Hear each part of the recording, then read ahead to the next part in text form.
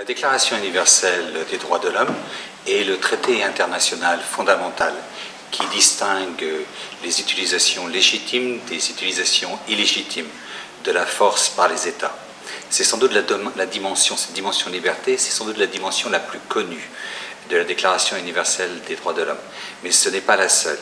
Il existe au moins 3 autres dimensions clés qui devraient nous permettre, avec cette déclaration, de répondre aux grands défis du XXIe siècle. La deuxième dimension, pour moi, c'est la dimension dignité. L'article 1er de la Déclaration universelle des droits de l'homme commence en déclarant que les êtres humains naissent libres et égaux en dignité et en droit. L'importance de la dignité est énorme parce que un état de droit et l'égalité face à la loi ne garantit pas le plein exercice des droits humains. Ceci a été parfaitement souligné par la maxime d'Anatole France dans le Larousse qui disait « La loi, dans sa magnificence, interdit aux riches comme aux pauvres de mendier dans la rue, de dormir sous les ponts et de voler du pain. » Pour qu'on puisse avoir un plein exercice de la liberté, il nous faut aussi des droits sociaux, culturels et économiques. La Déclaration universelle des droits de l'homme rappelle que les droits civiques et politiques sont indissociables des droits économiques, sociaux et culturels. Une troisième dimension qui pour moi est fondamentale dans la Déclaration universelle des droits de l'homme est en fait dans l'article 28.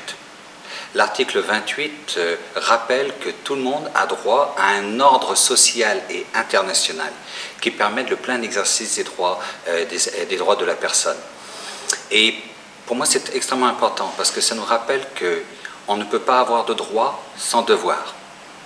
Le respect des droits des autres est la condition sine qua non pour le respect de nos droits. Et tous, comme citoyens du monde, nous avons le devoir de nous assurer que nous mettons en place un ordre social et international qui permette le plein respect des droits de tout le monde, où qu'il soit.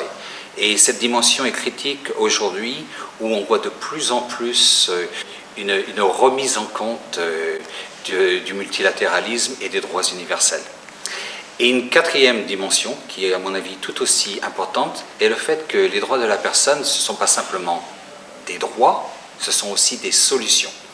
Et les politiques publiques qui vont être mises en œuvre en prenant pleinement en compte les droits de la personne vont être des politiques publiques de plus grande qualité qui pourront être aussi beaucoup plus efficaces.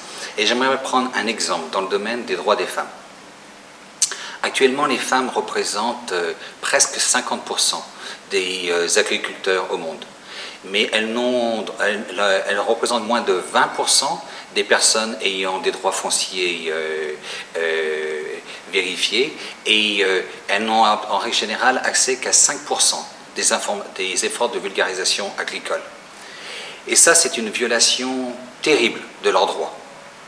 Si on arrivait à s'assurer que les droits des femmes en matière d'accès aux droits fonciers, en matière d'accès aux informations étaient respectés, on pourrait par exemple en Afrique subsaharienne augmenter de 20 à 25% la productivité des agricultrices. Rien que ça nous permettrait de réduire le nombre de personnes souffrant de la faim de 150 millions.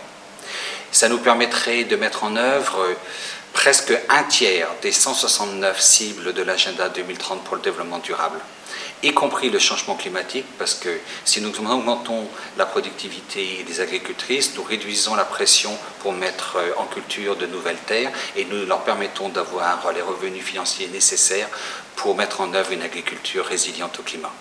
Donc les droits sont fondamentaux pour nous tous et sont fondamentaux comme solution.